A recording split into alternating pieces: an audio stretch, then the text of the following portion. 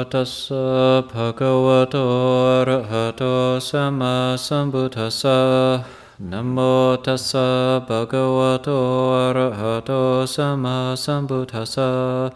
Namo tassa bhagavato arahato sama sambuddhassa. Buddhaṃ Dhammāṃ Sanghaṃ namasami. Okay, so continuing on with Payutto's Buddhadhamma, Chapter 11. This is page 920, section C, Happiness in the Household. And I'll read, it's only like 3 pages, and then continue with a sutta.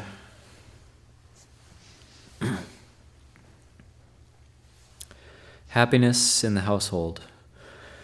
For the sake of practical application, it is useful to look at 3 aspects of happiness that the Buddha often mentioned: sense pleasure, happiness in society, and happiness in spiritual development.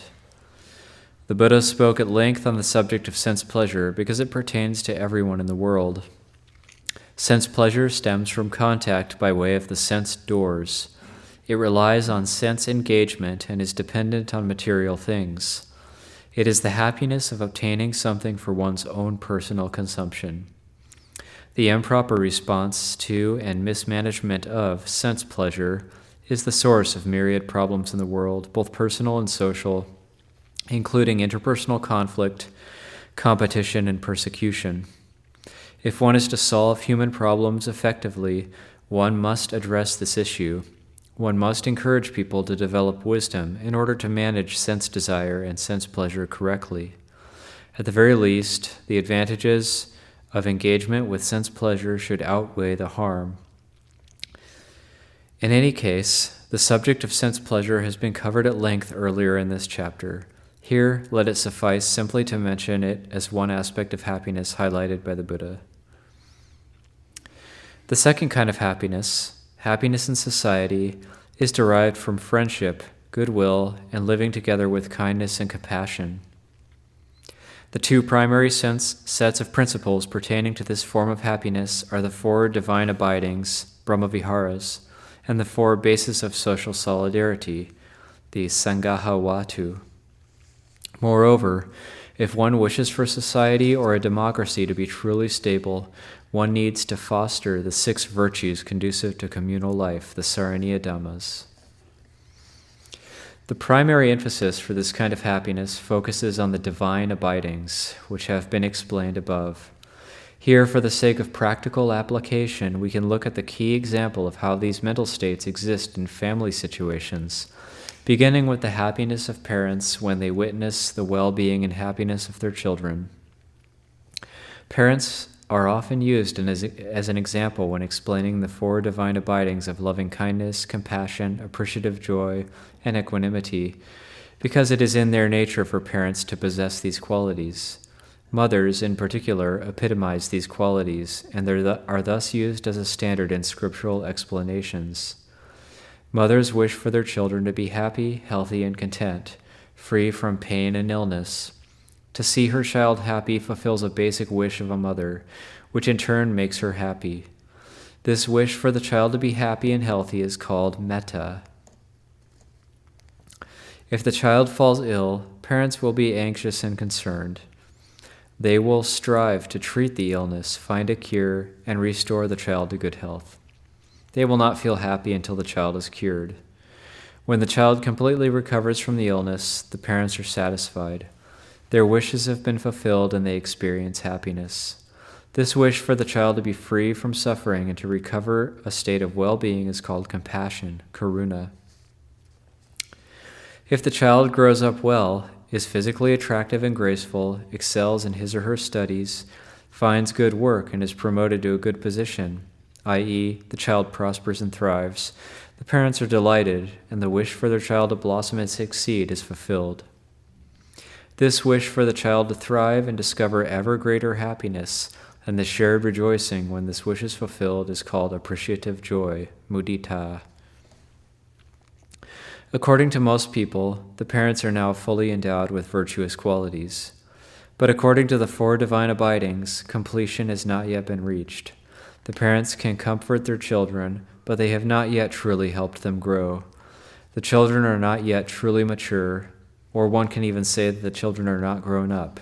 They will remain dependent on their parents for emotional support. One needs to remember the fourth factor of equanimity, upekkha. In the case the children need to learn how to take responsibility for their lives and their actions, parents must let go and refrain from acting on behalf of their children. Instead, they should stand back and watch their children lead their own lives in their own fashion. The parents do not interfere and meddle in their children's lives. This equanimity begins already when the children first learn how to stand, all the way up to the time they leave the home, get married, and look after their own families.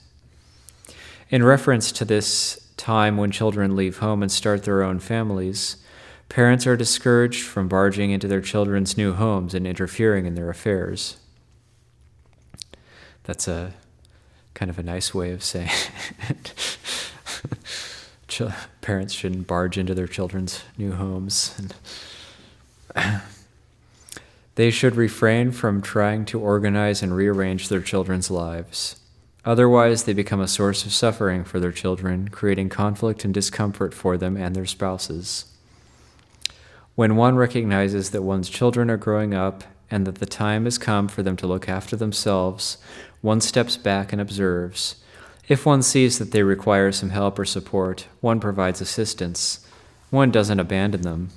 One can still offer guidance and advice, but one refrains from interfering too much. This wish for the child to abide in a correct and purposeful way, to not behave in a faulty or errant manner, and to live righteously while the parents maintain dispassion, objectivity, and impartiality, is called equanimity.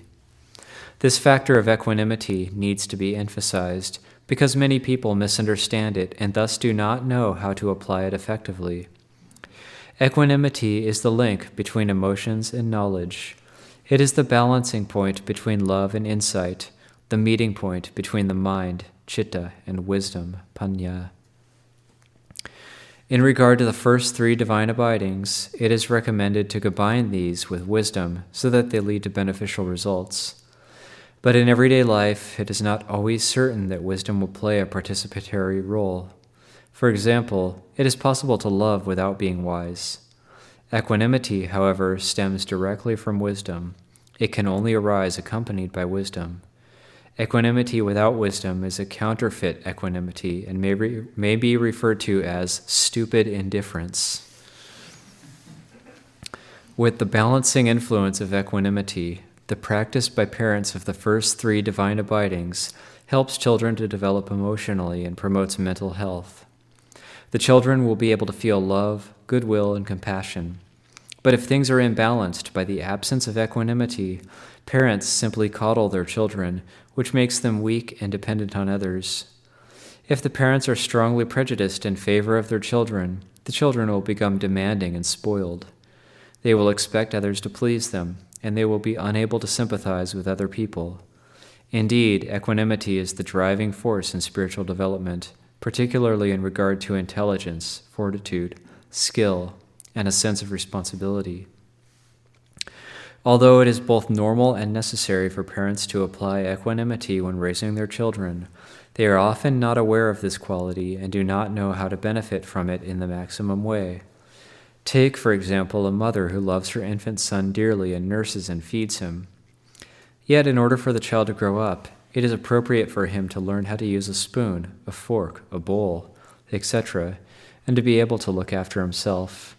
It's unlike this case in Thailand I heard about it, this nursing the kid till he was 6. One day the mother knows that it is time for the child to learn how to feed himself. She teaches him how to use a spoon and lets him learn from trial and error. She lets go and observes his progress. She repeats a similar lesson for peeling a banana or peeling an apple. This is equanimity. Parents then ask themselves, what should our children be able to do? What skills should they master? They continue to apply equanimity by presenting their children with tasks or challenges and offering advice. Then they let go, observing how their children stand on their own feet. Eventually, the children become proficient in many areas. If parents only express kindness and compassion, their children will tend to remain passive. If they combine these qualities with equanimity, their children will become observant and industrious. When parents express only kindness and compassion, they experience the immediate and temporary satisfaction of seeing their children happy. But if they can also apply equanimity, their happiness will be long-lasting, because they will witness their children's ongoing progress and success. Parenting is a model example of how to develop happiness on a social level. Parents and other leaders and guides in society need to cultivate these 4 divine abidings, in particular the factor of equanimity. Equanimity calls for truth and correctness. It encompasses a desire for our loved ones to be established in rectitude, righteousness, and impeccability. This is a supreme form of desire, and when this desire is fulfilled, one experiences a profound and abiding happiness. When individual homes and families live happily and are established in righteous principles, they act as core units for helping to create prosperous, happy, and civilized societies. So that's just a little bit of a section on using family life and as an example, developing the Brahma Viharas, and thought I would read a sutta. Harkens back to our midnight tea discussion. I couldn't remember if how much Mahamoggallana referred to himself as being Māra's uncle in this life, but then I found it was Majjhima Nikaya 50. And so a little bit about family life there. And also a very fascinating sutta I found. One, it's one of those suttas like, oh, how could this be in the suttas? But also, it has teachings of a previous Buddha, Buddha Kakusanda, highlighted in it, and actually I found them quite applicable. So it's, we'll see if we get through it. It's Majjhima Nikaya 50. It's in Bhikkhu Bodhi and Ñāṇamoli's translation of the Majjhima Nikaya, page 431. It's the Māra Tajaniya Sutta, the Rebuke to Māra.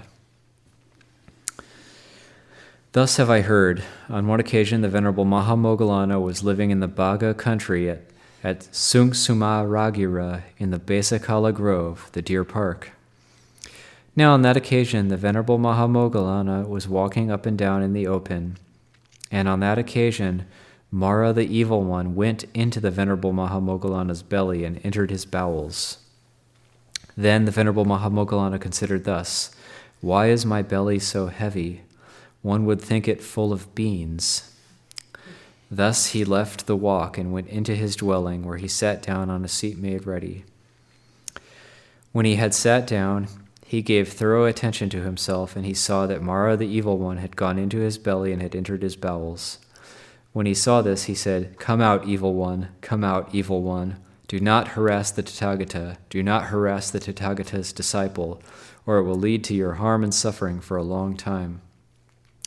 Then Māra the Evil One thought, this recluse does not know me, he does not see me when he says that. Even his teacher would not know me so soon, so how can this disciple know me? Then the Venerable Mahamoggallana said, even thus I know you, Evil One, do not think he does not know me. You are Māra the Evil One, you were thinking thus, Evil One. This recluse does not know me, he does not see me when he says that. Even his teacher would not know me so soon, so how can the disciple know me? Then Māra the Evil One thought, the recluse knew me, he saw me when he said that. Whereupon he came up from the Venerable Mahamoggallana's mouth and stood against the door bar. The Venerable Mahamoggallana saw him standing there and said, I see you there too, Evil One. Do not think, he does not see me. You are standing against the door bar, Evil One. It happened once, Evil One, that I was a Māra named Dusi, and I had a sister named Kali. You were her son, so you were my nephew. Now on that occasion, the Blessed One Kakusanda, accomplished and fully enlightened, had appeared in the world. The Blessed One Kakusanda, accomplished and fully enlightened, had an auspicious pair of chief disciples named Vidura and Sanjiva. Among all the disciples of the Blessed One Kakusanda, accomplished and fully enlightened, there was none equal to the Venerable Vidura in teaching the Dhamma. That was how the Venerable Vidura came to have the designation Vidura.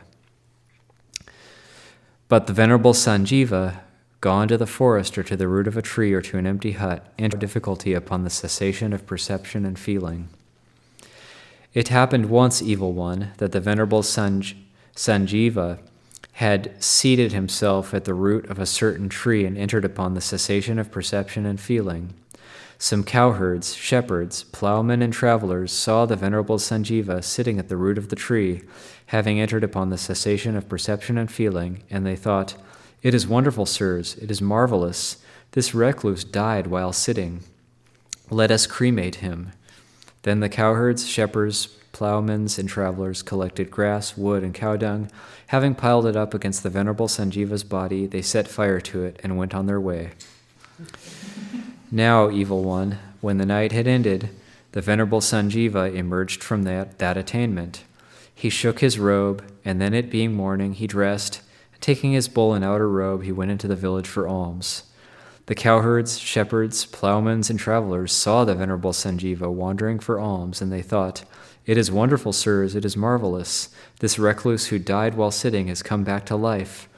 That was how the Venerable Sanjiva came to have the designation Sanjiva, which apparently means something like back to life. Then, Evil One, the Māra considered thus: "There are these virtuous bhikkhus of good character, but I do not know their coming or their going. Let me now take possession of the Brahmin householders, telling them, 'Come now, abuse, revile, scold, and harass virtuous bhikkhus of good character. Then perhaps when they are abused, reviled, scolded, and harassed by you, some change will come about in their minds whereby the Māra may find an opportunity.'"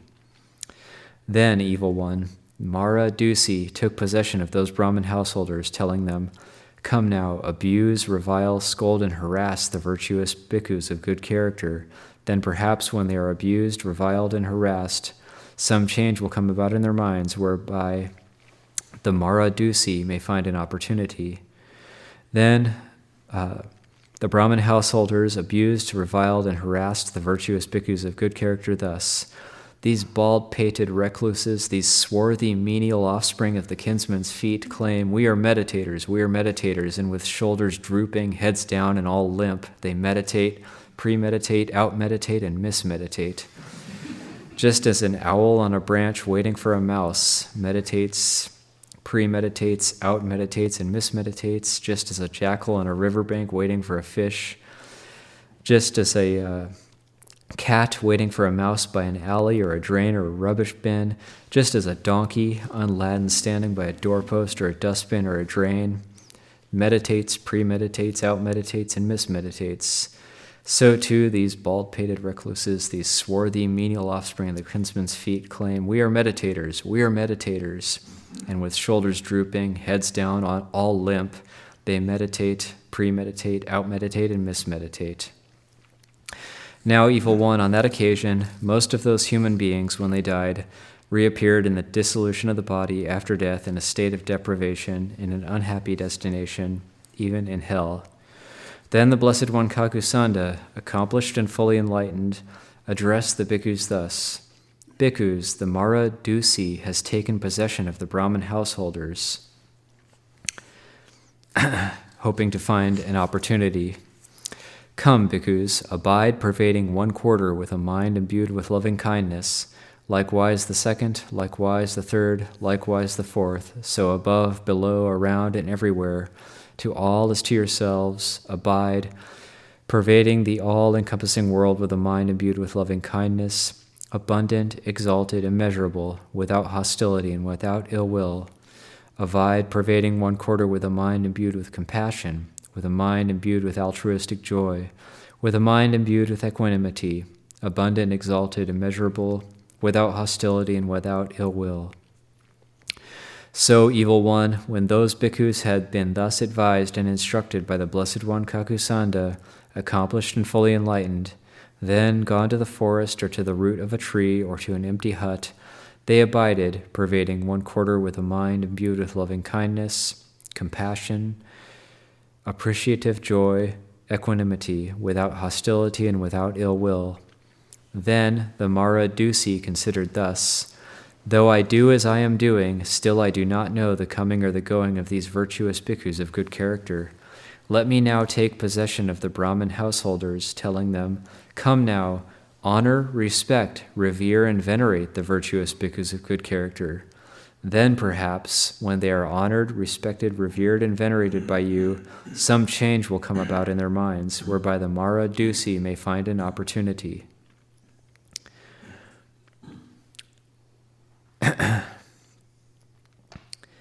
Then, when the Māra Dusi had taken possession of the Brahmin householders, they honored, respected, revered, and venerated the virtuous bhikkhus of good character. Now, Evil One, on that occasion, most of those human beings, when they died, reappeared on the dissolution of the body after death in a happy destination, even in the heavenly world. Then, Evil One, the Blessed One Kakusanda, accomplished and fully enlightened, addressed the bhikkhus thus: Bhikkhus, the Māra Dusi has taken possession of those Brahmin householders, telling them, come now, honor, respect, revere, and venerate the virtuous bhikkhus of good character. Then perhaps when they are honored, respected, revered, and venerated by you, some change will come about in their minds, whereby the Māra Dusi may find an opportunity. Come, bhikkhus, abide contemplating foulness in the body, perceiving repulsiveness in nutriment, perceiving disenchantment with all the world, contemplating impermanence in all formations. So, Evil One, when those bhikkhus had been thus advised and instructed by the Blessed One Kakusanda, accomplished and fully enlightened, then gone to the forest or to the root of a tree or to an empty hut, they abided contemplating foulness in the body, perceiving repulsiveness in nutriment, perceiving disenchantment with all the world, contemplating impermanence in all formations. Then, when it was morning, the Blessed One Kakusanda, accomplished and fully enlightened, dressed, and taking his bowl and outer robe, he went to the village for alms with the Venerable Vidura as his attendant. Then the Māra Dusi took possession of a certain boy, and picking up a stone, he struck the Venerable Vidura on the head with it and cut his head. With blood running from his cut head, the Venerable Vidura followed close behind the Blessed One Kakusanda, accomplished and fully enlightened. Then the Blessed One Kakusanda, accomplished and fully enlightened, turned around and looked at him with the elephant look. This Māra Dusi knows no bounds. And with that look, Evil One, the Māra Dusi fell from that place and reappeared in the great hell. Now, Evil One, there are 3 names for the great hell: the hell of the 6 bases for contact, the hell of the impalement with stakes, and the hell to be felt for oneself.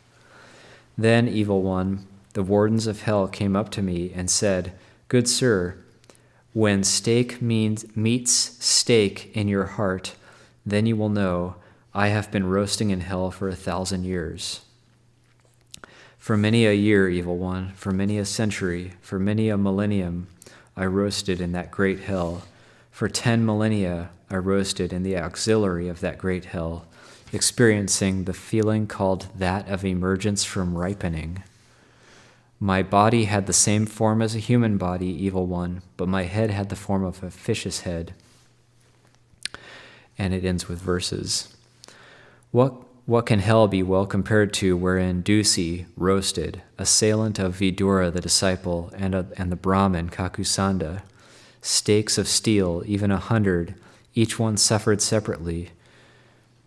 These can hell be well compared to wherein Dusi roasted, assailant of Vidura the disciple and the Brahmin Kakusanda. Dark One, you have much to suffer by assaulting such a bhikkhu, and enlighten one's disciple who directly knows this fact. In the middle of the ocean there are mansions aeon lasting, sapphire shining, fiery gleaming, with clear translucent luster, where iridescent sea nymphs dance in complex, intricate rhythms. Dark One, you have much to suffer for assaulting one who knows this fact. I am one who, when exhorted by the Enlightened One in person, shook Migara's mother's palace with his toe, with the Sangha watching. Dark One, you have much to suffer, who directly knows this fact. I am one who, wielding firmly strength of supernormal powers, shook all Vajayanta palace with his toe to incite the gods. Dark One, you have much to suffer for assaulting one who directly knows this fact.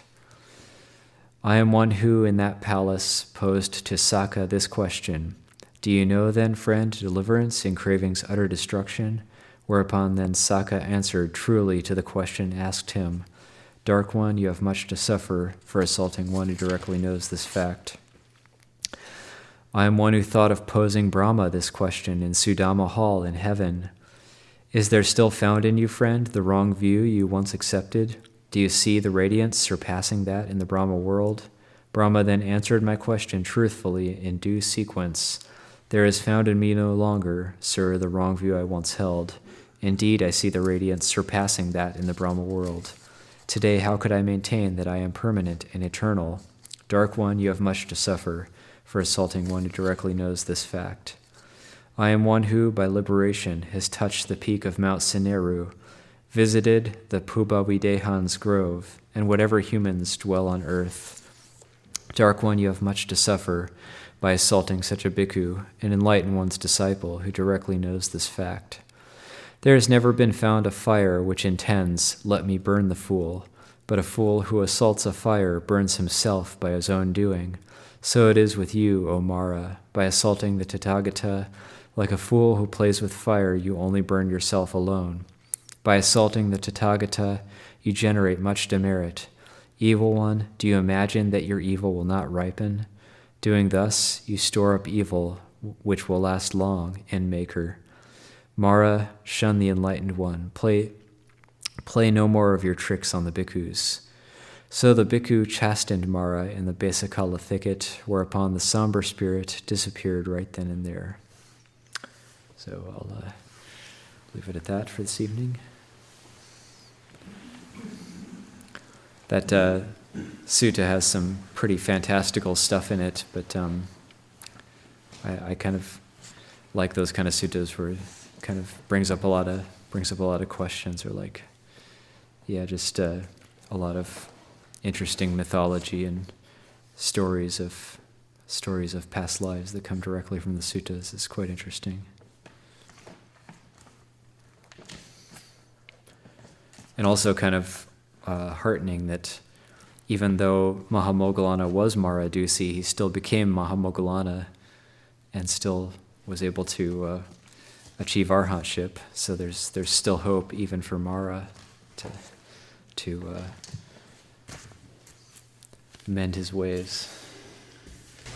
And very practical advice as well. If you're getting disparaged in brahmaviharas and if you're getting praise, body, foulness, contemplations, kind of stuff to balance the mind. That was what I found really striking about the sutta, actually. Yeah, it's that particular practical teaching. Are we supposed to not eat beans? What for that? Should we not eat beans? The beans really, they get a bad rap these last couple of days. With Ajahn Ñāṇiko, my body has become like a bag of wet beans. I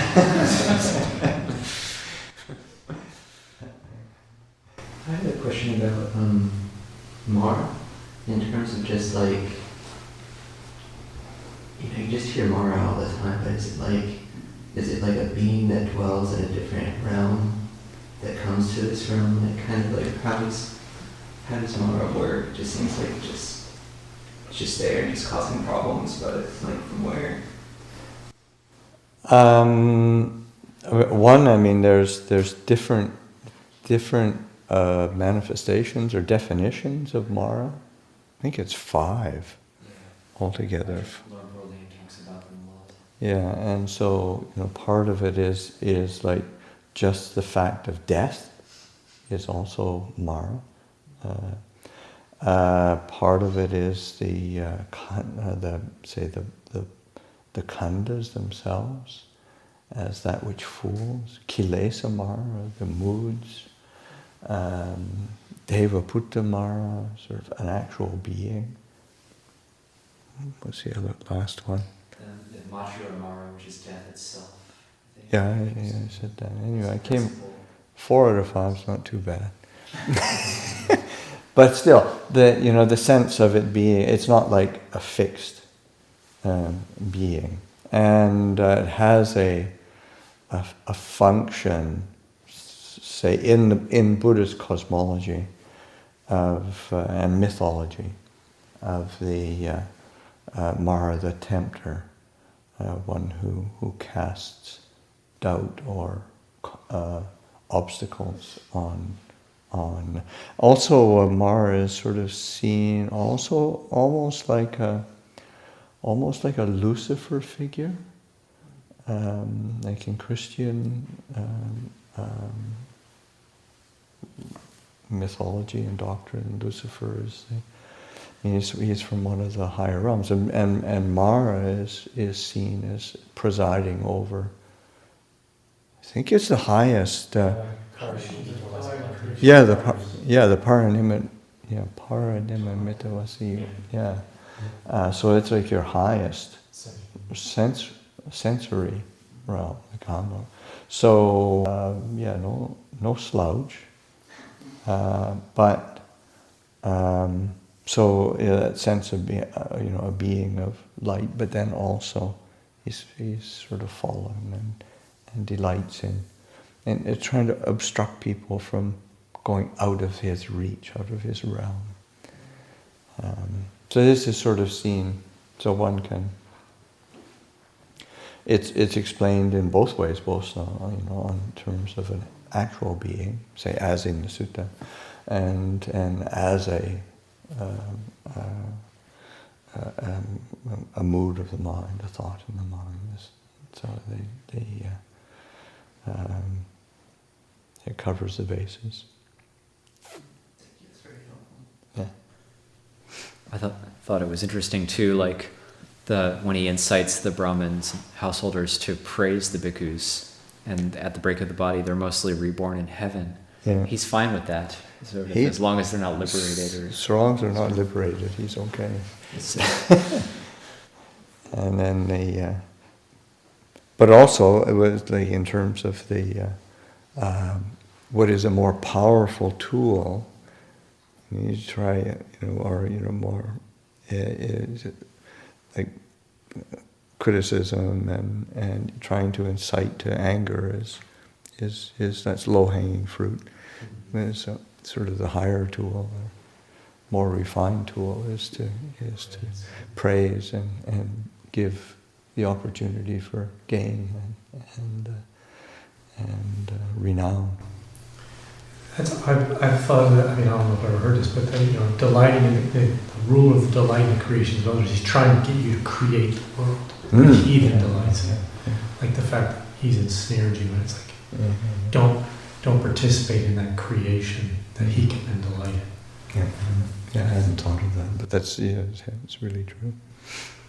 If neither of those work, then you just hit him with a rock. Yeah, you get this sense like, damn it.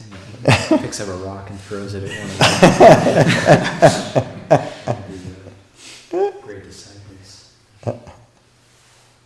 This wasn't stated directly, but can we also deduce that if you are dwelling in the Brahma Viharas, that you are beyond Mara's reach? Not necessarily. Not necessarily. That is a one. It's a one can still get fascinated with it, or create a sense of self around it, create an identity around it.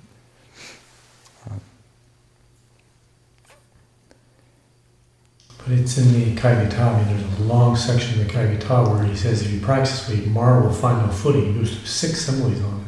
This must be very, you have Lumpur, Acharya Mun, tells, Tate, that if he doesn't practice the Kaigata, it's not possible to be liberated. Like this idea that that's crucial is the body contemplations.